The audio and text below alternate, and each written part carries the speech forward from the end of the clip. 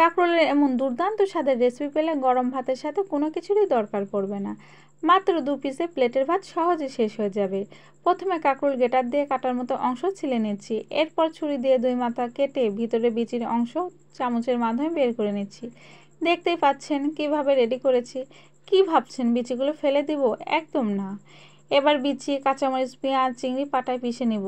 পিষে নিয়ে তার মধ্যে ডাল বাটা, আদা রসুন বাটা, 1 চামচ শুকনো মরিচ গুঁড়া, 1/2 চামচ হলুদ গুঁড়া, স্বাদ মতো লবণ ও ধনে গুঁড়া দিয়ে হাত দিয়ে ভালোভাবে মাখিয়ে নিব।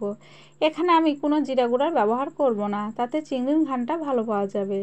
এবার প্রত্যেকটা কাঁকরোলে পুর ভরে নিব। দেখুন কিভাবে আমি কাঁকরোলে পুর ভরে নিচ্ছি। এভাবে সবগুলো কাঁকরোলে একে একে আমি পুর ভরে নিব। ভরানো হয়ে গেছে। এবার গরম তেলে একে একে সবগুলো কাঁকরোল এভাবে আমি ভাজতে দিচ্ছি। লো হিটে বেশ কিছু সময় ধরে আমি পুর ভরানো কাঁকরোল ভেজে নিচ্ছি। এরপর উল্টিয়ে অপর পাশ সেমভাবে ভেজে নিলেই আমার কাঁকরোলের দুর্দান্ত স্বাদের রেসিপি একদম রেডি। এমন দুর্দান্ত স্বাদের কাঁকরোলের রেসিপি গরম ভাতের সাথে বা বিকেলের নাস্তাতেও খেতে পারবেন।